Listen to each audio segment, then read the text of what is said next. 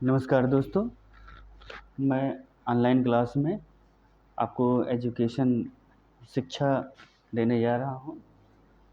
मेरा यूपीएससी का लेक्चर चल रहा है, जिसमें से मैंने पढ़ा है कौन सा पाषाण काल के बारे में पढ़ रहे थे।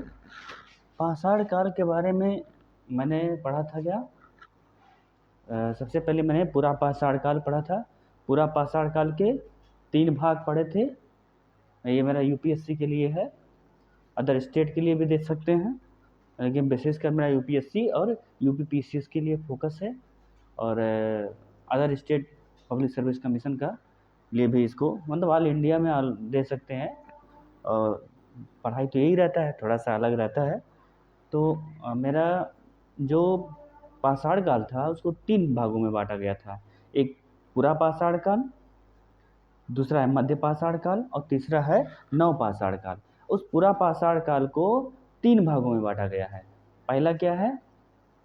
निम्न पूरा पाषाण काल, दूसरा है मध्य पूरा पाषाण काल और तीसरा है उच्च पूरा पाषाण काल। तो मैंने तीनों के बारे में बता दिया था।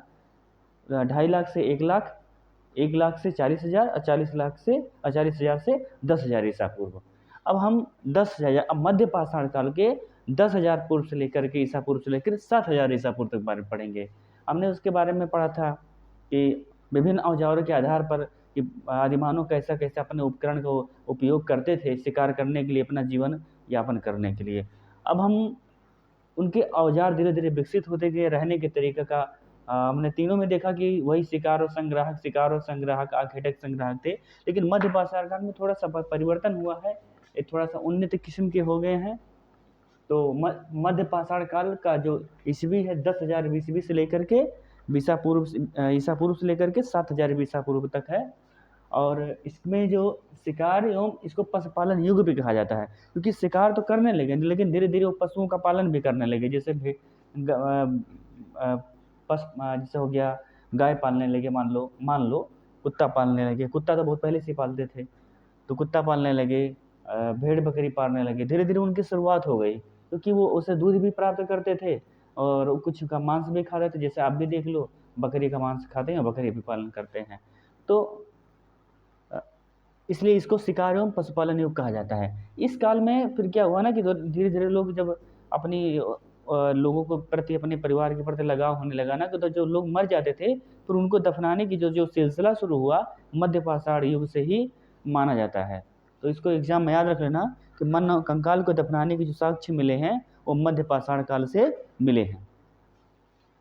फिर क्या ये मध्य पाषाण काल युग भी ज्यामितीय टाइप के, मतलब ज्योमेट्री टाइप के था। बागोर पश्चिम का सबसे विस्तृत स्थल है, और फर्श बनाने के लिए पत्थरों का उपयोग होता था। आज भी फर्श बनाने के लिए पत्थरों का उपयोग करते हैं। देखो संगमरमर लगता है ना, सुनो ना संगमरमर कुछ तेरे क्या है गाना, और याद कर लेना, मतलब भूल गया हूँ। कुछ भी नहीं है तुम्हारे बिना रे, सुनो ना संगमरमर, और कुछ भी नहीं है तुम्हारे बिना रे। तो वैसे ही संगमरमर अब भी उपयोग करते हैं, और मध्य पाषाण काल से उपयोग करते शुरू हो रहे थे और अब भी लोग बनाते हैं। तो ये समझ सकते हो कि इतिहास पढ़ना क्यों जरूरी है। जानकारी मिलता है, हर एक चीज़ के बारे में समझ पैदा होती है, और अब एग्ज़ाम भी देना पड़ेगा ना, तुमको परीक्षा देना पड़ेगा, तभी निकलेगा। इसे इतिहास अच्छा सब्जेक्ट है, रुचिकर सब्जेक्ट है। फूसों के बाद रोधी पर्दे को संकेत मिलते हैं। जैसे आप एसी लगा देते हैं तो उस समय घास फूस बना करके ठंडक उसको प्रदान करते थे, वातरोधी बनाते थे उसको।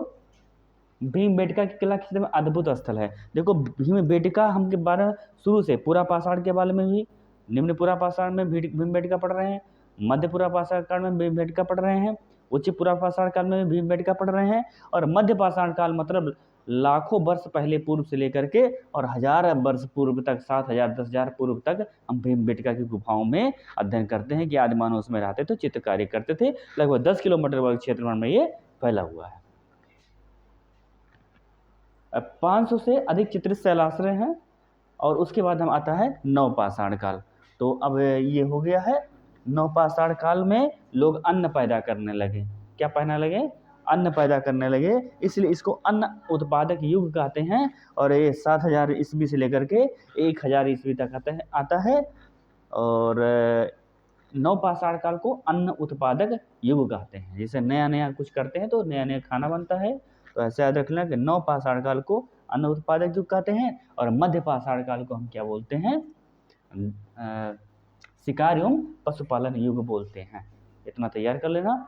नेक्स्ट हमारा होगा नवपाषाण काल और अन्न उत्पादक युग के बारे में बताते हैं। तब तक के लिए नमस्कार।